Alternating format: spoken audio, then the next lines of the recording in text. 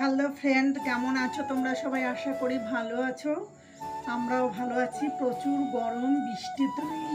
এই দেখো সন্ধে হয়েছে, এখন আমি মনে মনে ভাবছি আম দিয়ে মুড়ি খাবো। ওদিকে ছেলেটাও ডিউটি থেকে চলে এসছে, কিছুতেই ও মুড়ি খেতে চায় না গরমে, আর আম তো খাবেই না।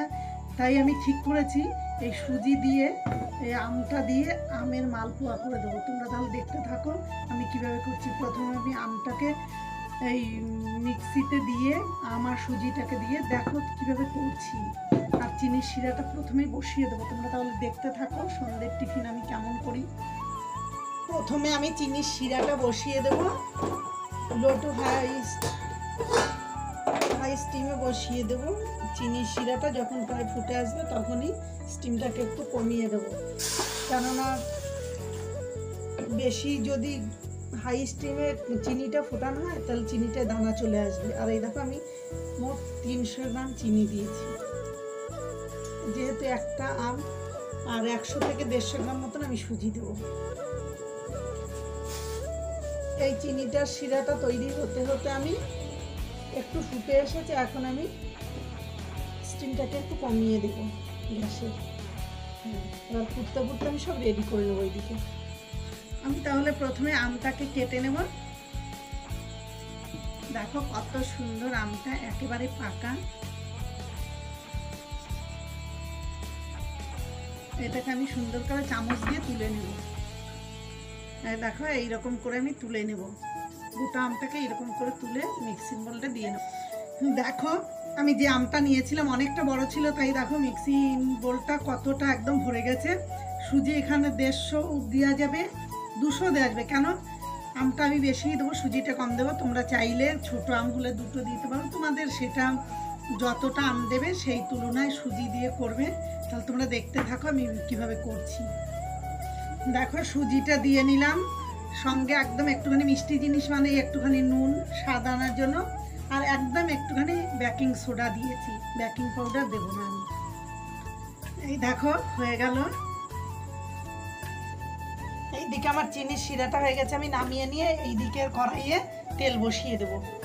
তেলটা বসিয়ে দেওয়া হয়ে গেছে। এখন আমি এই যে যেইটা আমটাকে আর সুজিটাকে ফেটে নিচ্ছি, সুন্দর ফাটা হয়েছে মিক্সিং বোর্ডে।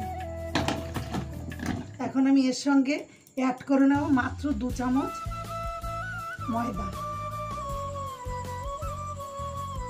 মাত্র 2 চামচ ময়দা আমি এর সঙ্গে অ্যাড করব। তবে চিনির শিরাটা করার সময় কিন্তু মেপে জল দিতে হবে। জলটা কেমন, আমি এইটা মেপে যেমন চিনিটা দিয়েছি সেই মাপের জলটা আমি মগে আগেই নিয়ে নিয়েছিলাম, সেই জলটা দিয়েই আমি চিনির শিরাটা করে নিই।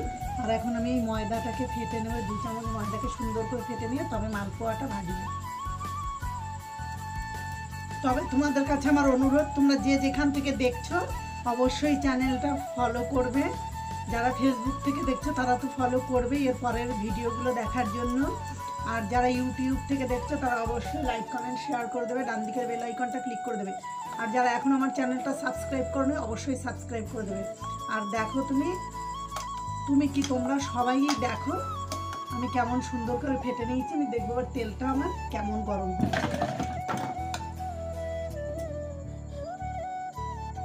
তেলটা কিন্তু ফুল হাই স্টিমে দিলে হবে না, তাহলে একদিকটা পুড়ে যাবে। তাহলে তোমরা দেখতে থাকো, তেলটা প্রায় গরম হয়ে এসছে, আমি এখন ভাজতে শুরু করব।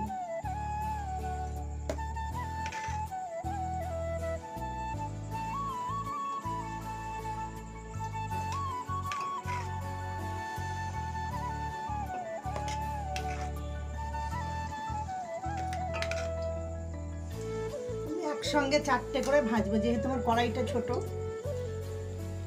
সমস্ত মালপোয়াগুলোই ভাজা হয়ে গেছে। এবার আমি চিনির শিরায় দিয়ে দেবো, বেশিক্ষণ চিনির শিরায় দিয়ে রাখতে লাগবে। চিনির শিরা থেকে তুলে নেবো, সবকটাই ভিজে গেছে, ওই মিনিট 2-3 লাগবে। দেখো আমার আম দিয়ে মালপোয়াটা হয়ে গেছে, আমার সুজি দিয়ে করেছি চিনির শিরায় ডুবিয়ে। তাহলে একটা আমি কেটে তোমাদেরকে দেখাচ্ছি। দেখো রসে কেমন ভরে গেছে। তোমরা এরকম করে খাবে, ভালো লাগবে। আর সবাই ভালো থাকবে, টাটা।